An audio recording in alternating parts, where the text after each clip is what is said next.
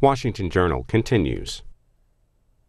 At the table now, Binyamin Appelbaum of the New York Times. He is Federal Reserve Washington correspondent. Good morning. Thank you for joining us. Thought we'd ask you to come on to talk about the big drop in the stock markets last week here in this country. They came back a little bit on Friday, but last week was not a very good week. What were the reasons? Well, you can't interview a stock market, so it's always a little bit hard to say what the reasons are. But as best we understand it, there's a couple of big things going on. One is that bond prices, interest rates are rising and people are moving into bonds. This is a normal part of sort of the evolution of a strong economy. It's been overdue. The Federal Reserve is raising interest rates, and that has made bonds a relatively more attractive investment. Another thing is that people appear concerned about the high valuations of many technology companies. There's been a lot of optimism about their future. That waxes and wanes a little bit. Markets go up and down. And a third factor appears to be some concern about the health of the global economy. Not so much our domestic economy, but the rest of the world. Where do you think things might be headed in the weeks and months ahead? I am not foolish enough to venture a prediction about the future of stock markets. What should people be thinking about, though, following the major drop last week? In the broad sense, we know mortgage rates are going up for homeowners around the country. Put this in perspective for people. So the trend toward higher interest rates is real, and it's going to continue. The Federal Reserve has made very clear that it's planning to keep raising rates. We're moving into an environment of somewhat higher interest rates from a very low level. But if you're a borrower, you're likely to see, you're going to be paying more on your monthly payment for a new car or for a new house. That's going to continue moving up for the foreseeable future.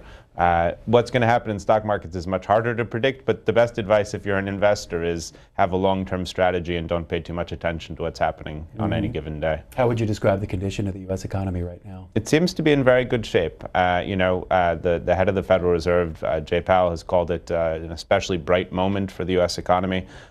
Things seem to be going, forward steadily and smoothly. We're in one of the longest economic expansions in American history. There's not a lot of signs of trouble on the horizon. Growth has been stronger in the past. We're still waiting for a little bit more upward movement in wages, but things are going pretty well right now. We are talking about the stock market, the Federal Reserve, and the economy in general with Binyamin Appelbaum, who is Federal Reserve Washington correspondent for the New York Times. Want to get your participation, your questions and comments for our guest. If you live in an Eastern or Central time zone, the number is 202-748-8000. If you live in the western part of the country, it's 202-748-8001. That is your number. And to our guest, here is the headline to a piece that you wrote after the president attacked the Fed as the stock market fell and the midterms loom. Here is a look at that headline in the New York Times. And President Trump did an interview with Fox and Friends where he criticized the recent Fed moves. Let's take a look and then we'll talk.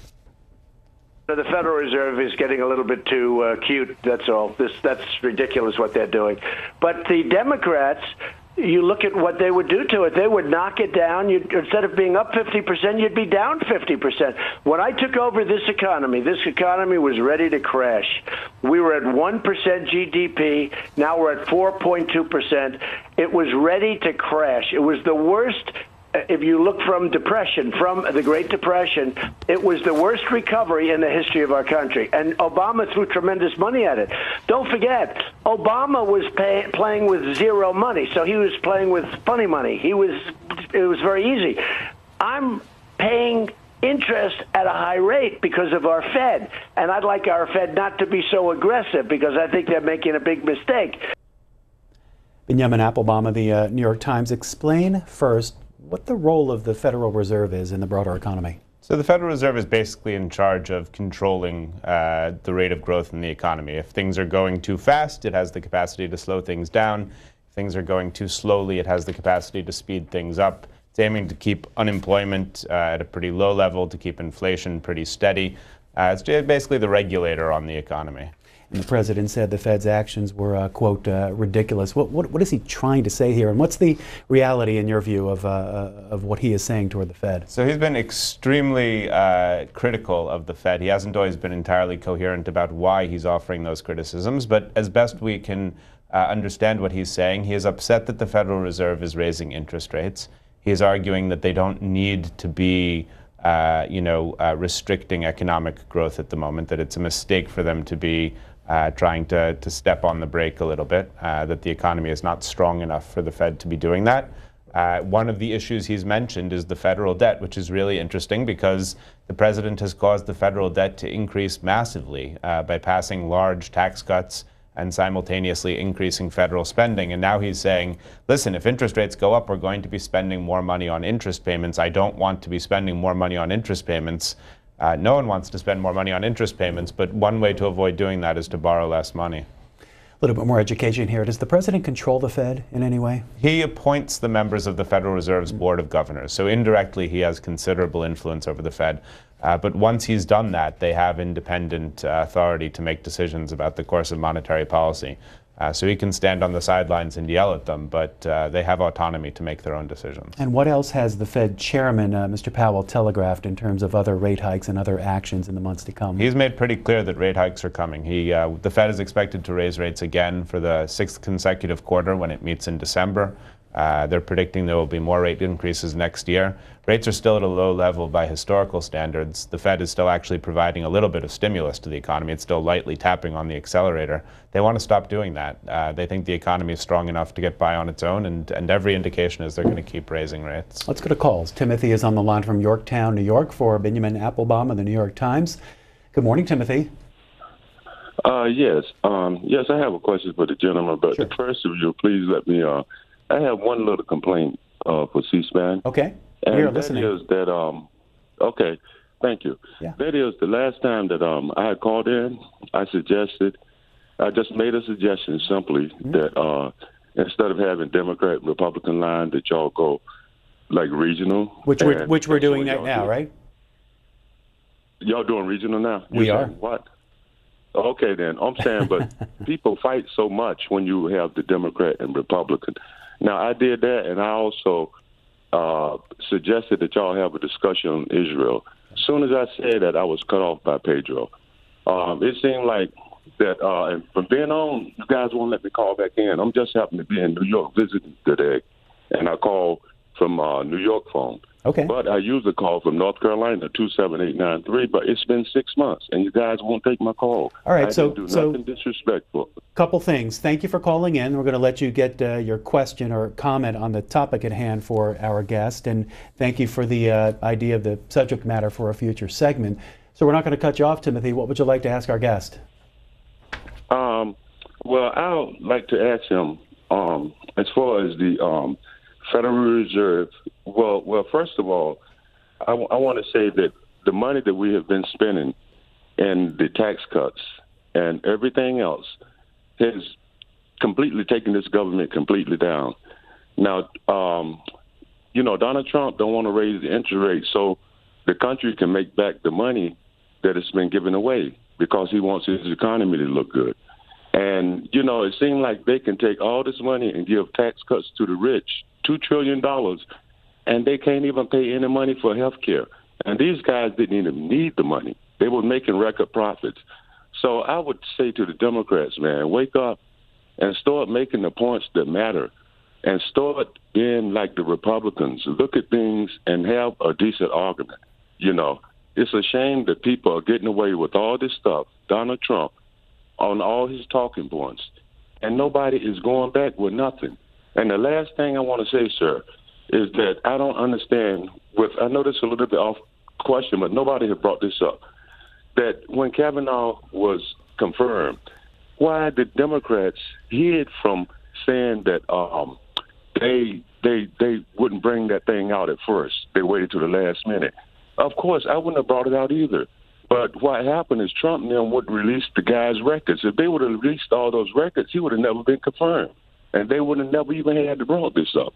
But they ran away from it and act like they didn't know who leaked it, which is very stupid. All right, thank you, Timothy. Was there anything there, Mr. Appelbaum, that you want to respond to? The economic implications of the tax cuts, the caller raised. On the one hand, the tax cuts are clearly providing a short-term boost to the economy. They're part of the reason that growth has been stronger. That was expected as a short-term consequence of handing out a lot of money to people. And in the longer term, we're going to have to see. Republicans have said they think this will turn into sustainable longer-term economic growth. Democrats warn that this is part of the economic problem we're going to be facing going forward is a big increase in the federal debt. So you use the term short-term to deal with to mention the tax cuts. Do you think their effect has run its course at this point, or is there more gains to be had, whether it's in the market or corporations or whatever? So the predicted effects of just handing out money to people are going to be primarily in the current year and a little bit into next year. And then the question is, Republicans said if you cut taxes, you'll encourage investment. So we'll get a longer-term boost to the economy. We haven't seen that yet. We didn't expect to. That's going to be a question for the coming years, whether we see that type of increased growth. We just don't know at this point. Before Congress went out for the elections, we did see a push on the Republican side, at least in the House, to make those tax cuts permanent. Is that something you see happening? I think there's going to be a lot of debate about it, but the upcoming elections are probably going to be pretty decisive there. If Republicans secure larger majorities, they're going to have an opportunity to continue to move ahead with their plans for the tax code. If Democrats retake one of the houses, it's a dead letter. Let's go into Bob. Bob is in Livonia, Michigan. Good morning. Yeah, how you doing? Good, good. Got one question and one comment. Okay. Ron Paul for years has been trying to find out who owns the Federal Reserve. And the next thing is all money comes into circulation as borrowed. And when you borrow money, it also comes with interest. It is mathematically impossible to pay off the debt because of that. I'll take your answer offline. All right, let's see if our guest has a response. So the Federal Reserve is a complicated entity. The Federal Reserve's Board of Governors is part of the federal government. It is here in Washington, just off the National Mall, and it controls the Federal Reserve System. The Federal Reserve System is comprised of 12 regional banks. Those banks are technically owned by the commercial banks in each region of the country. Those commercial banks hold shares in the Fed, and they're paid on those shares. They don't have operational control over those branches. The decisions are made here in Washington, but it is a joint public-private entity. It's kind of an unusual hybrid in our system of government. I'm not sure about the statements you made in the second part of your call. It certainly is possible to repay the national debt, although we're not in any danger of doing it anytime soon. Sam is on the line from Thousand Oaks, California. Good morning to you, Sam. Good morning, and thank you for taking my call. You bet. I have a fundamental philosophical question on the very need for the Fed. I'm completely apolitical. I have no interest in politics or politicians. But I do question why the Fed exists to set monetary policy, basically to set interest rates when market forces can accomplish the same outcome much more effectively and efficiently. If I want to lend to my neighbor, and I trust him, then I can set him interest rate of 1%. If I want to sell or lend to the other neighbor, I don't trust him that much. I can set it at 2%. Why do you need the Fed to interfere in market forces? Thank you. So, when Ronald Reagan first met with Paul Volcker, who was the head of the Federal Reserve at the time, in the early 1980s, he actually asked him that same question: why do we have a Federal Reserve? And the answer is actually not to control interest rates primarily. The Fed was created to prevent and respond to financial crises. In the late 19th and early 20th centuries, the American economy was plagued by repeated financial crises. Markets would destabilize, spin out of control. Millions of people would suffer as a consequence. The Fed was created to essentially provide liquidity, money, to the banking system during periods when banks stopped being able to help themselves or each other. That's why we have a Federal Reserve. And we saw that during the 2008 crisis, that the Federal Reserve stepped forward and intervened massively in the financial system to stabilize the economy. Secondarily, over time, the Fed developed a role as an economic regulator.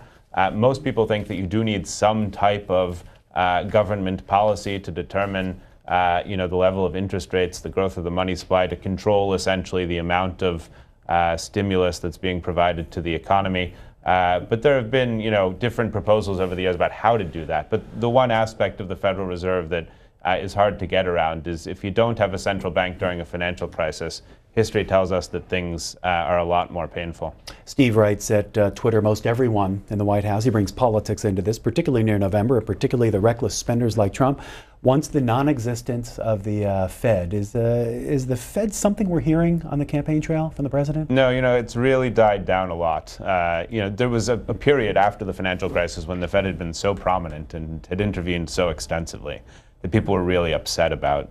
Some people were really upset about the role that it had played. We heard a lot of proposals from both political parties to reform aspects of the Fed's governance, to change its mission, to limit its role in the economy. Frankly, when things are going well in the economy, we start hearing a lot less about the Federal Reserve. it's really quite unusual for the president to be attacking the Fed during a period of such prolonged economic growth. And we really have not heard Republican candidates picking up on the theme, at least to this point. Are there Fed defenders out there? There are, yeah. There's a lot of, sort of, maybe you call it the quiet majority, but you know, there's a lot of people who think the institution basically does what it should, and you know, that it's not high on the list of things that need to be fixed here in Washington. There's another tweet here from Richard. Mr. Appelbaum, when did the expansion of the economy start? Doesn't ask why, explain why he's asking that, but when did the expansion of the economy start? The most recent recession ended in June 2009, and the economy has been growing since then. Do you expect continued growth? Yeah, for the foreseeable future. I mean, you never know what's going to happen, but again, you know, there is no obvious sign of stress on the economy right now. Borrowing levels are not particularly high. Precisely because this has been such a slow and steady recovery, there's not a lot of sign of overheating. The indications are, you know, that growth can continue for some time. Of course, you know, people who say that sometimes get caught by something unexpected, so maybe I'll look back on this clip and regret it, but there's nothing obvious on the horizon. Let's hear from George. George is in Pittsburgh, Pennsylvania for Binyamin Appelbaum. Good morning, George. Yes, good morning, gentlemen. Top of the morning to y'all. Same to you. I'm going to make a comment, and then I'm going to ask you a question. Money is a two-sided object. You know, one side is profit, and everybody actually understands that when you talk about the profit point. Because the point is how we do the trading thing. And the other side is well-being, you know, because that's how a lot of profit spends, because everybody's well-being. But in America, or under the Federal Reserve, the profit point, or you have to pay interest, because in translating to what that looks like in money, we pay interest before we even calculate, you know, public interest.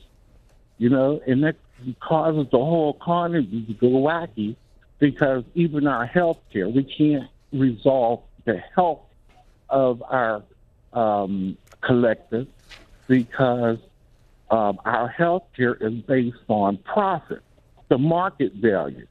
You know, and when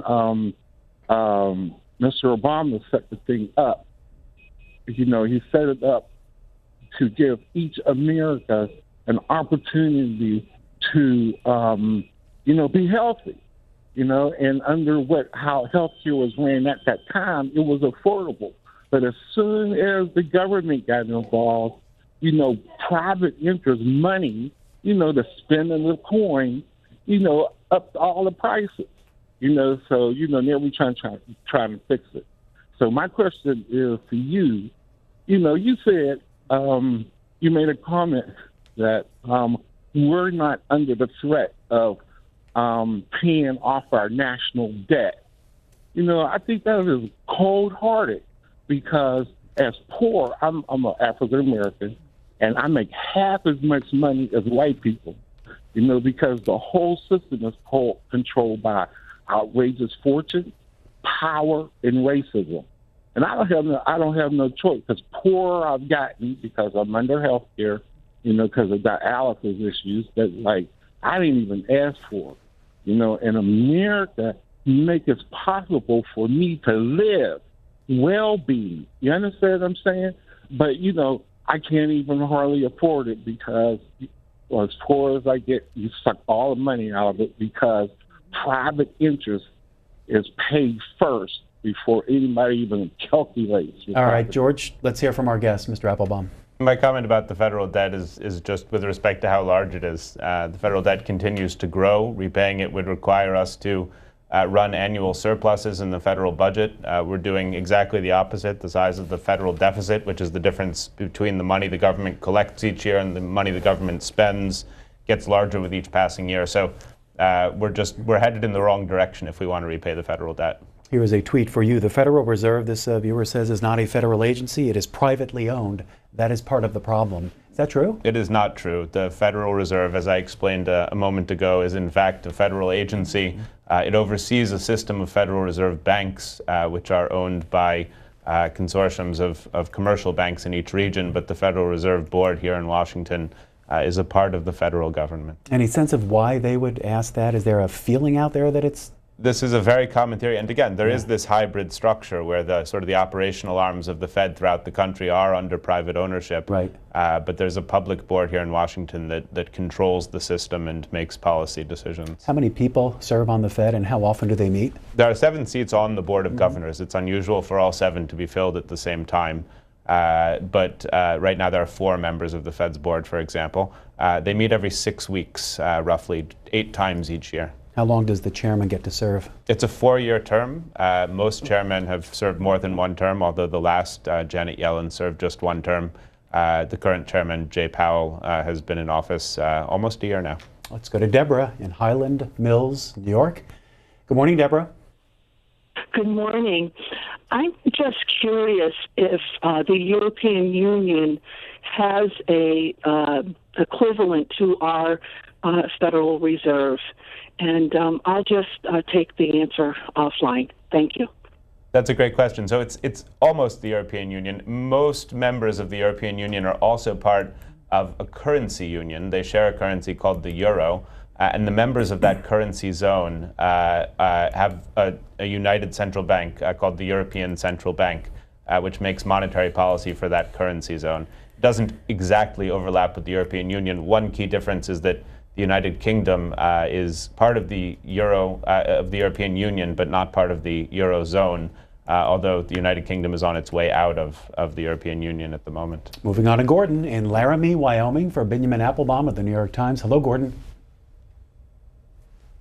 Had to spend a lot of dough for a couple of years before he got the economy squared away.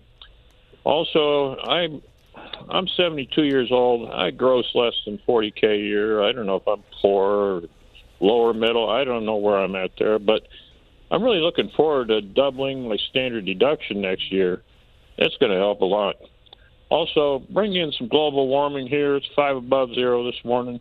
Thanks a lot. Is anything there you want to respond to? I missed, I think, the first part of the caller's comment, but if he was describing some of the benefits of the tax cut for himself, there's no doubt that the tax cut in the short term has provided some money for a lot of Americans to increase their spending. Wanted to explore trade a little bit more, and the trade skirmishes or wars or whatever you call them, but also the trade deals that have happened between the U.S. and other countries. What are their impact on the current economy and people's pocketbooks? So this is something that a lot of Americans find surprising, but trade is actually not that important to the American economy. Of all the major economies in the world, we are the most self-contained, which means the largest share of our economic activity is Americans dealing with other Americans.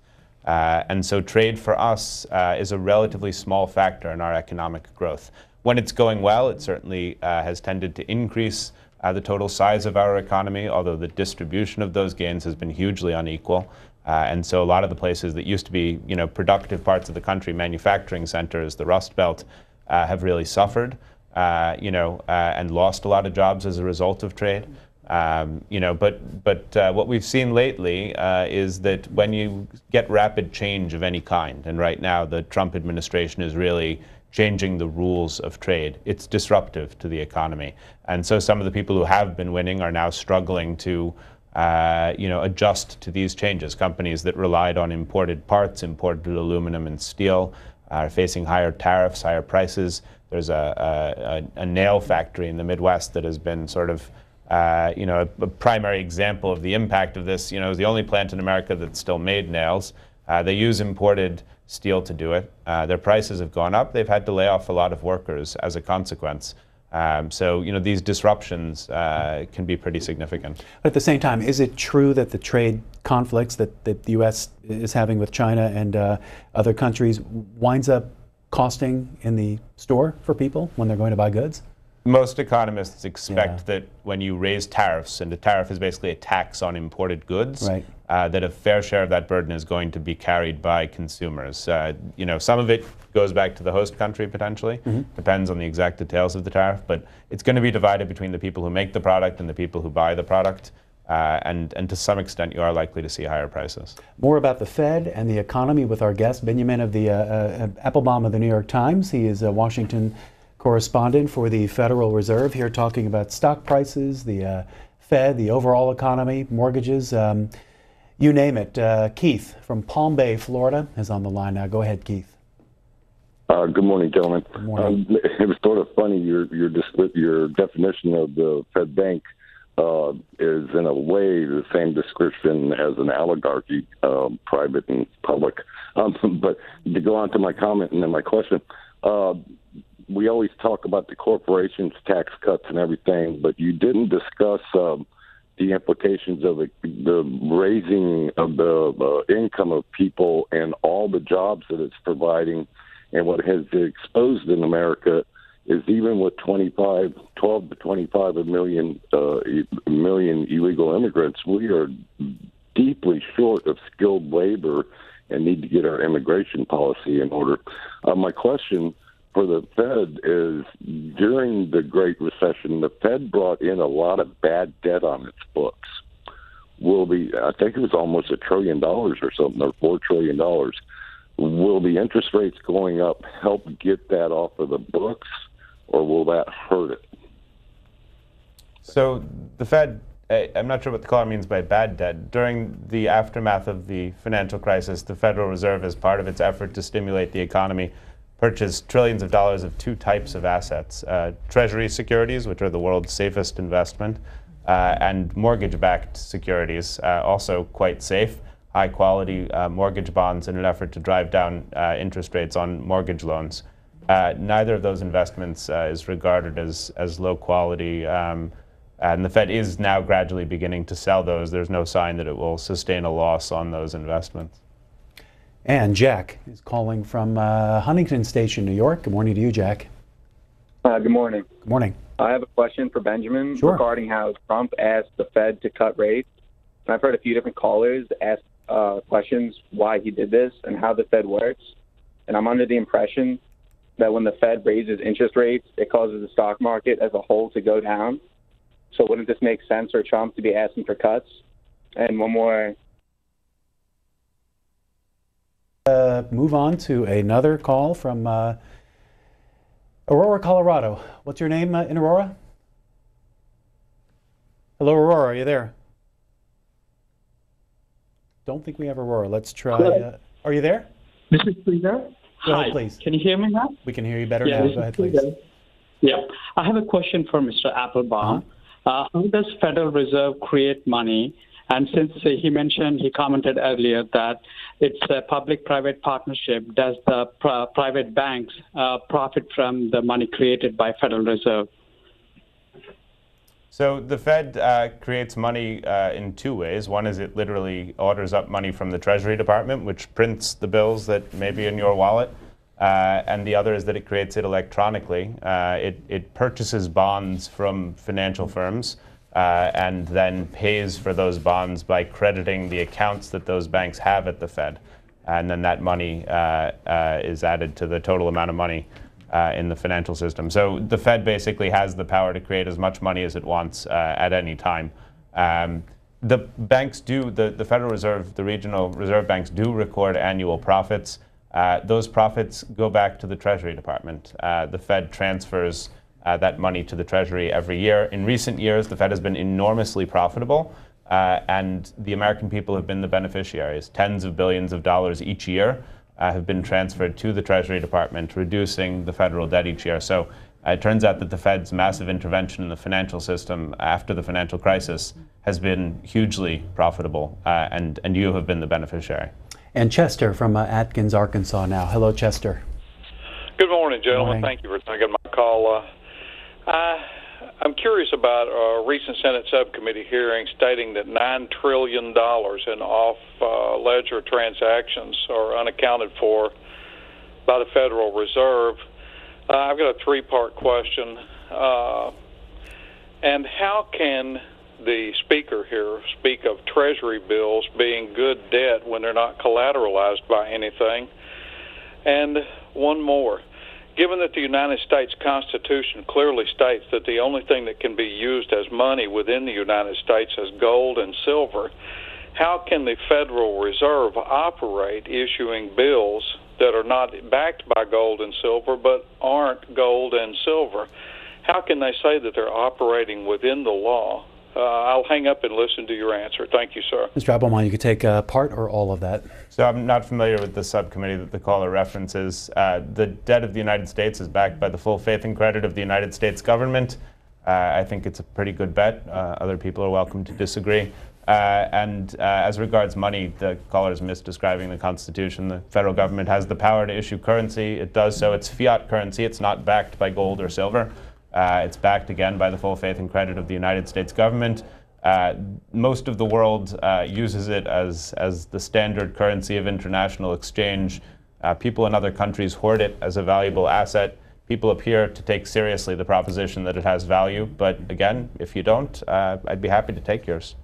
So we have Mark writing in at Twitter, still wants to know why about the Fed. Why raise interest rates, Mark writes. Inflation is not that high. No good reason to raise interest rates except to stop the stock market rise and slowing the economy. Why, he asks. So there's a very valid debate to be having right now about whether or not interest rates should be going up. It's unusual for a president to engage in that debate, but it shouldn't diminish the degree to which it's a perfectly valid question. There are people who think that the Fed should be standing still. We have not seen a lot of inflation. While unemployment is low, the share of Americans who are actually working also remains low by historical standards. The share of One of my favorite economic statistics is that if you look at the amount of money we're making as an economy and you ask how much of that is going to workers, that share has been in decline for a long time. And a lot of people think that the Fed could help to tilt that balance back in favor of workers a little bit more by keeping interest rates low. So perfectly valid to ask why the Fed is raising rates. There's a lot of discussion about whether that should be happening. Let's go to Wanda. Wanda's in Chico, California. Good morning. Yes, I would like to know, has the Fed ever been audited? And if not, why not? And is there any gold left in Fort Knox, or did you all gobble it up? Thank you. I personally don't have any of the gold from Fort Knox. There is some gold still in Fort Knox in the vaults of the federal government. The government for a few decades in the mid-century promised to allow anyone to exchange dollars for gold. That system no longer exists, but the government does retain some gold as part of its financial reserves. And that is a little bit of a relic, but it's still there. Earnings season is on its way. How often is there something called earnings season? It's 4 times a year. 4 times a year. What are you expecting, and what would it mean for the stock market? So I think what we're expecting is continued strength. Corporations have been doing really well in this economy. Workers less so, but corporate earnings have been very good. One thing that we're all watching with interest is any sign that trade is beginning to weigh, not on the economy as a whole probably, but that some kinds of companies, some sectors of the economy are feeling the strain of these increased tensions with China. When we saw the big drop last week, we took a look at a historical Dow Jones chart. Here is a look at a 100-year chart. You can see the graph heading up then down over the years, down then considerably up over these last, couple of decades, I guess. Can you put these in perspective for us? The stock market over time has been the best available investment for the average American. Over time, the long-term tendency has been for the market to go up. I'm not here to offer investment advice, but if you had made a bet on the market at any point since the 70s, you'd be doing very well now. Jane calling from Warren, Pennsylvania now. Good morning, Jane. Jane, you there? I am. Go ahead, please. Jane, you're on the air. Good morning. Good morning. Good morning. Good morning. Yes, good morning to you. You're on the air. I have read someplace way back that the Fed is not truly a legal institution. So I'm fascinated by the prevalence of this belief. We've talked about it several times this morning. The Federal Reserve is an arm of the federal government, just like the Treasury Department or the Pentagon or the Securities and Exchange Commission. It's created by Congress in 1913. It's overseen by a board of 7 governors who are nominated by the president and confirmed by the Senate. It operates under federal law. It's as legitimate and public an institution as one can imagine. It operates through this curious system that we've talked about today, which is a bit of an anachronism, but the core entity is part of the federal government. Where do you think thoughts, ideas like that come from, if they're not correct? So I think, in part it is this complicated mechanism. The Fed does have this hybrid structure, which used to be more pronounced, but in part I think money is mysterious to people. It's hard to understand how this all works, and there's a tendency to allow conspiracies to take hold in places that are hard to understand. Howard, last call from Anderson, California. Go ahead, Howard. Yeah, hi. Thanks for letting me on. I You're really welcome. appreciate what you guys are doing. I got two quick questions for you. I'll make them as fast as I can. Sure, Howard. The first one is to do with the federal debt, with our national deficit. How much in real dollars does these interest rate hikes affect the amount that we are paying on the national debt?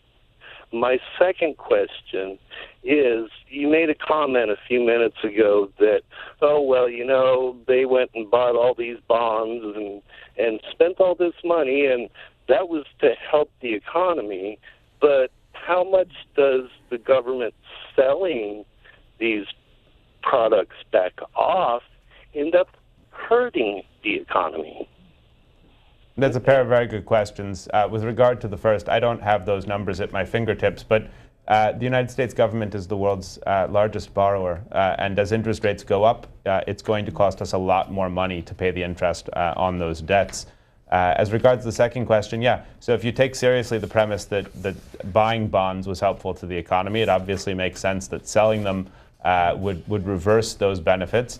The Fed is trying to do it very slowly to limit those effects. And also the economy is much stronger now. So part of the theory is that the Fed can reverse those purchases without getting in the way too much of economic growth. Our guest has been Binyamin Appelbaum, who is Washington correspondent for the Federal Reserve at the New York Times. Thank you for your time and your insight this morning. Much appreciated. My pleasure.